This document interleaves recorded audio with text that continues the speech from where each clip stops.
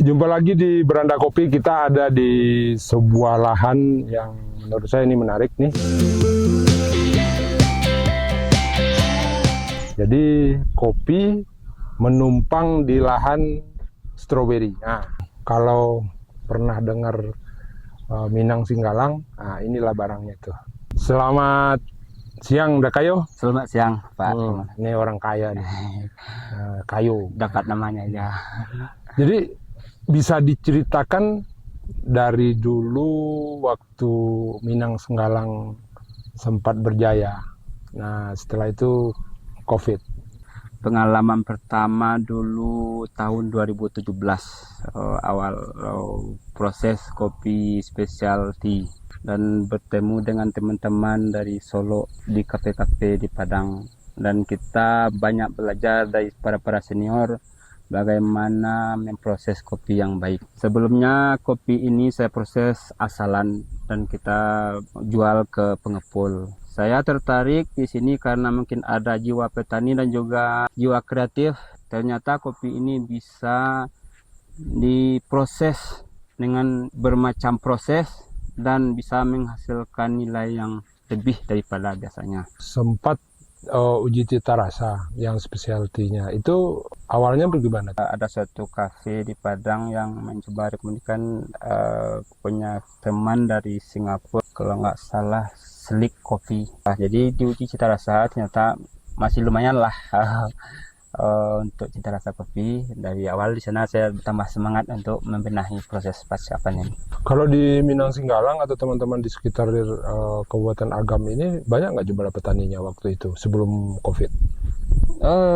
Kalau petani sebelum COVID lumayan banyak, Pak. Sehingga produksi waktu itu banyak. Tiap bulan kami bisa memproduksi green bean minimal 50 kilo per bulan. Sebulan ya.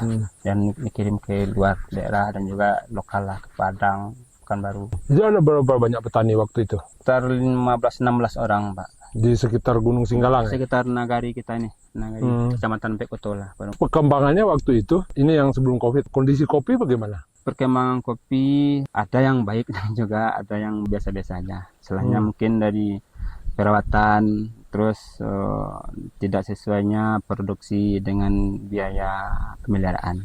Itu ketika COVID itu langsung tutup, itu karena tidak ada pembinaan, tidak ada campur tangan pemerintah, jalan sendiri atau seperti apa? Kenapa bisa langsung ngilang gitu? Waktu itu memang di COVID keadaannya memang pasar tidak ada. Nah, jadi petani banyak beralih ke lahan hortikultura, lahan sayur. Cuman ada teman-teman yang bertahan, saya juga coba bertahan membeli ceri karena itu tidak berjalan, dan saya coba meneruskan tapi nggak sanggup lagi, berhenti waktu itu. Ada berjalan sekitar 6 bulan. Waktu sebelum COVID itu berapa lama produksi kopi ini jual belinya terjadi? Ada 3 tahun.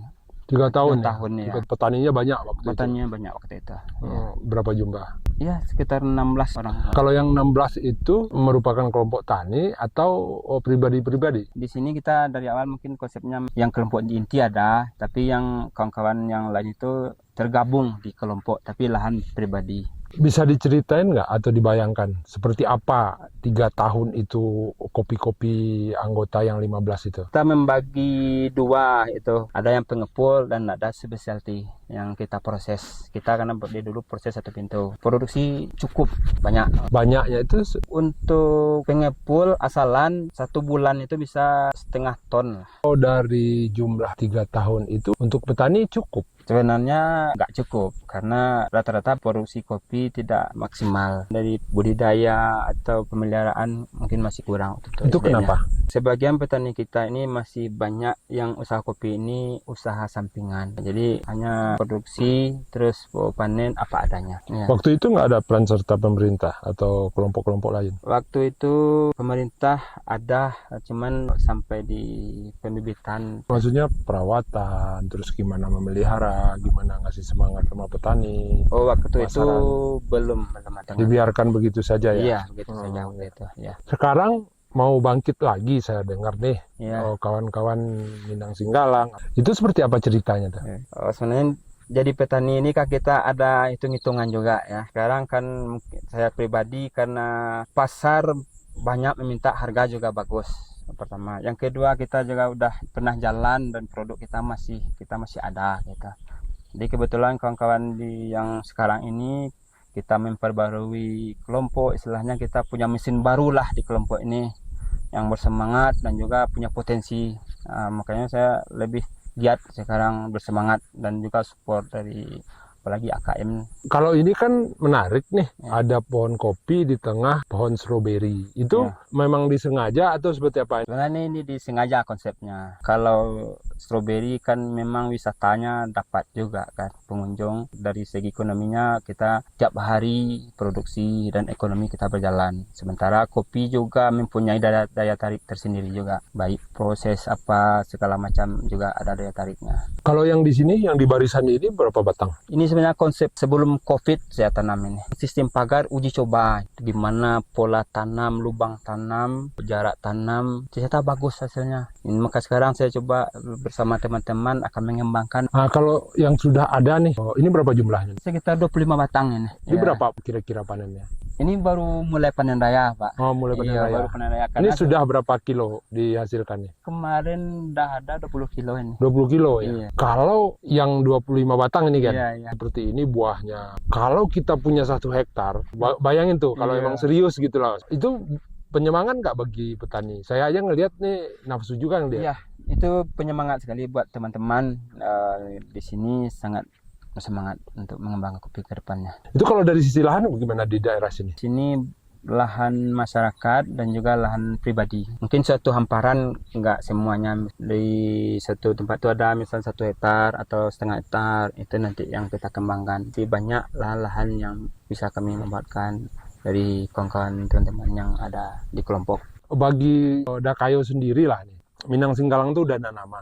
Apa nih yang akan dicoba setelah ini untuk kebun kopinya? Kita akan coba membibit sendiri dan juga kita memang disiplin untuk budidaya lagi ke depannya.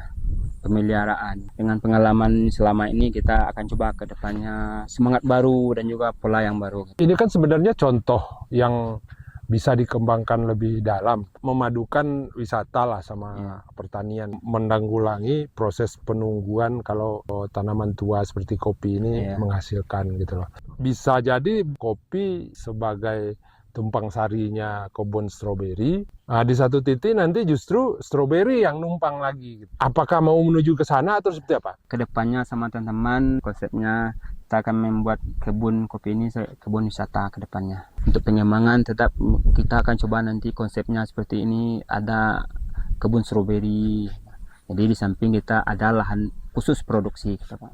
Memang targetnya ke depan ada. Yang terakhir nih Dakayo, kayak apa semangatnya ya untuk bisa kopinya berjaya lagi? Semangatnya yang pertama sekali kawan-kawan udah tahu bagaimana Minang Singgalang sudah di kancah perkopian khususnya di Sumatera Barat lah, Pak, di lokal lah, itu sudah tahu pertama bagaimana pemasaran, bagaimana masuk ke kafe-kafe. Terus untuk potensi daerah ini sebenarnya wisatanya juga dapat. Kita sama-sama berharap pemerintah daerah juga support bagaimana bisa berkembang, apa yang bisa dikembangkan suatu tempat nanti ke depannya. Memang itu harapannya. Oke, Dakayo terima kasih. Salam dulu kita. Terima kasih. Konsep Minang Singgalang, tumpang sari kopi di stroberi. Ini nanti justru stroberinya yang menumpang di lahan kopi. Dan cita rasanya mungkin ada sedikit-sedikit dipengaruhi oleh ini ya, stroberinya ya. Oke, dari Beranda Kopi kita tutup dulu. Terima kasih.